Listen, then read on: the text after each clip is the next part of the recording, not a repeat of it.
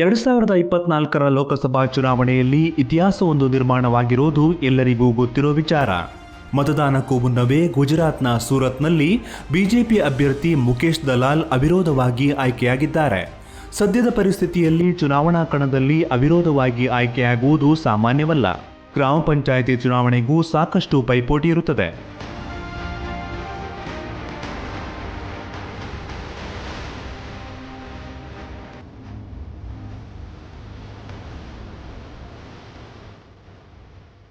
ದೇಶದ ಅತ್ಯಂತ ದೊಡ್ಡ ಚುನಾವಣೆಗೆ ಅವಿರೋಧವಾಗಿ ಆಯ್ಕೆಯಾಗುವುದು ಸಾಮಾನ್ಯವಲ್ಲ.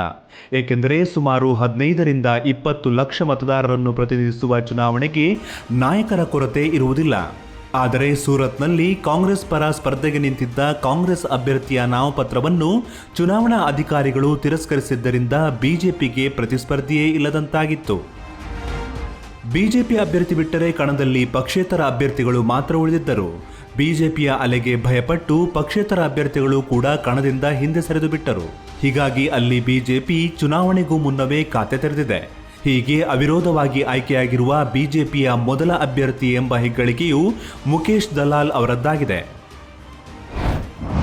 ಇದುವರೆಗೆ ಅವಿರೋಧವಾಗಿ ಗೆದ್ದವರ ಸಂಖ್ಯೆ 34. ದೇಶದಲ್ಲಿ ಅವಿರೋಧವಾಗಿ ಆಯ್ಕೆಯಾಗಿರುವ ಪ್ರಕರಣ ಇದೇ ಮೊದಲಲ್ಲ. ಈ ಹಿಂದೆ 34 ಮಂದಿ ಅವಿರೋಧವಾಗಿ ಆಯ್ಕೆಯಾದ ಉದಾಹರಣೆಗಳಿವೆ. ಅರುಣಾಚಲ ಪ್ರದೇಶದಲ್ಲಿ ಇತ್ತೀಚೆಗೆ ನಡೆದ ವಿಧಾನಸಭಾ ಚುನಾವಣೆಯಲ್ಲಿ 10 ಬಿಜೆಪಿ ಅಭ್ಯರ್ಥಿಗಳು ಅವಿರೋಧವಾಗಿ ಗೆಲುವು ಸಾಧಿಸಿದ್ದರು.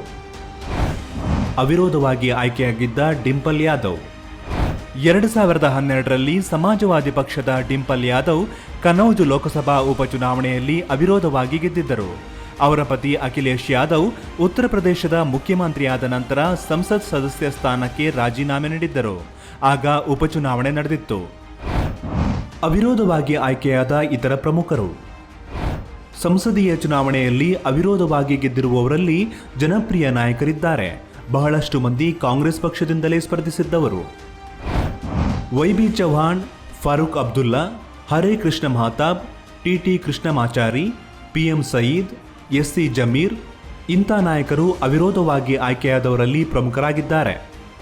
ಸಿಕ್ಕಿಂ ಮತ್ತು ಶ್ರೀನಗರ ಕ್ಷೇತ್ರಗಳು ತಲಾ 2 ಬಾರಿ ಇಂತಹ ಅವಿರೋಧ ಆಯ್ಕೆಗಳನ್ನು ಕಂಡಿವೆ. ಡಿಂಪಲ್ ಯಾದವ್ ಸೇರಿದಂತೆ ಕನಿಷ್ಠ 9 ಜನ ಉಪಚುನಾವಣೆಗಳಲ್ಲಿ ಅವಿರೋಧವಾಗಿ ಗೆಲುವು ಕಂಡಿದ್ದಾರೆ. 1957ರ ಸಾರ್ವತ್ರಿಕ ಚುನಾವಣೆಗಳಲ್ಲಿ ಗರಿಷ್ಠ 7 ಅಭ್ಯರ್ಥಿಗಳು ಅವಿರೋಧವಾಗಿ ಗೆದ್ದ ಸಾಧನೆ ಮಾಡಿದ್ದರು. 1951 ಮತ್ತು 1967ರ ಚುನಾವಣೆಯಲ್ಲಿ ತಲಾ 5 ಅವಿರೋಧವಾಗಿ ಆಯ್ಕೆಯಾಗಿದ್ದರು.